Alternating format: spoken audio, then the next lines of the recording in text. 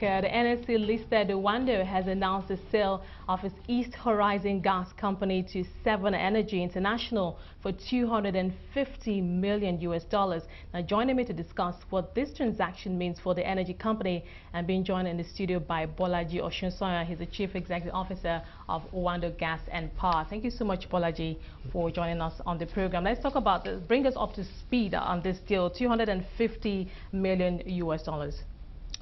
Oanda Gas and Power is set up to build critical infrastructure and create competitiveness for its customers. We did an intervention in Calabar for the industries in Calabar about 3 years ago, and we've since then sold that shares in that company to Seven Energy. We're selling this because we think it's stable, and we think Seven Energy has what it takes to assure sustained supplies of gas in that zone. The idea is to use the proceeds of that sale to get onto more impactful opportunities in the gas and power space in Nigeria. Could you be more specific about these opportunities? Because I'm thinking shareholders, of course, they want to know what there are several that we're pursuing. As you know, we were awardees of the Central Processing Facility. Ourselves and NAOC and NNPC are trying to build a 800 million scof CPF in the central area in Nigeria. We're also looking at the Extravos Ibadan-Ilorin-Jeba pipeline, which is a 400-kilometer pipeline in the southwest of Nigeria. And we have pilots compressed natural gas offering, which would help industries not too close to the grid to get natural gas quickly. So we have several projects in that bank that we're trying to develop quickly. Okay, with all the several projects that you have in the pipeline, many of them are looking good, and obviously you're going to spend it, I mean, I assume they're capital intensive, but I'm also thinking about the policy environment. What are your expectations in terms of how policies of government will play out this year, particularly in the oil and gas sector? Remember, we still have the pending PIB. Well, PIB continues to pend, but in the gas and power space, I think we've made significant progress since the Nigerian Gas Master Plan process, and since the series of regulation that we've put in place to support the gas and power space. We've seen significant progress.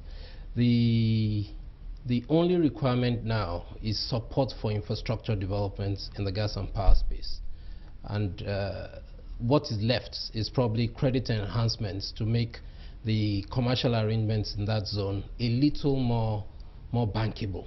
I think that's what we need. So we need partial risk guarantees to make project finance in the sector very simple and very easy to access, so that we can also attract international capital. And luckily we have a window now that everybody's looking towards Africa and towards energy. Okay, what challenges do you see ahead? And as we go into the new year, all the projects that you have in the pipeline, I mean, they're good, they're capital intensive, and obviously they're meant to, at the end of the day, when all is said and done, trickle down to your bottom line. So what challenges do you see, and do you have plans to surmount that? Well, most of the challenges will be around capital, your ability to raise the right type of capital, and that's why I continue to stress credit enhancements. That's why I continue to stress bankability. We need to be able to bring in a lot more monies than the local banking or finance industry can provide. So we need to really look at big capital pockets where we can attract people into the infrastructure requirements of the sector. Well, let's talk about shareholders' expectations, because I've been tracking Owanda's share price, and it looks like expectations are high. Investors are obviously positioning themselves. They've heard all the good news. They're reading newspapers, looking at the sale, one of the deals for Oando, and of course, all you're going to do this year. So expectations are high. Does that put pressure on you as a company? No, it doesn't. I mean, I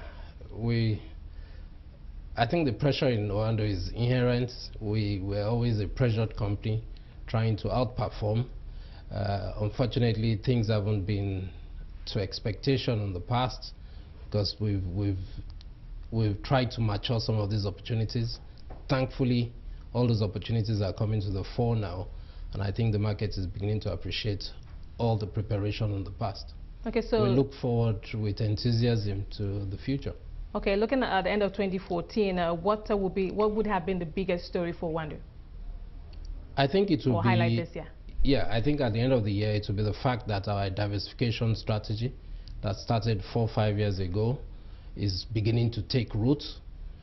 We expect that we would be a significant player in the upstream, which is where we're heading largely, and we'll keep the other parts of the businesses, the midstream and the downstream, pretty much on track, holding forth as we deepen the E&P side. Now, some people might get nervous, when they hear that, as a local player, you're looking to spread your tentacles, as it were, in the upstream sector. We know a lot of IOC international oil companies have sold off their assets in the upstream. We still have the issue of pipeline vandalism. We still have oil theft and all of that.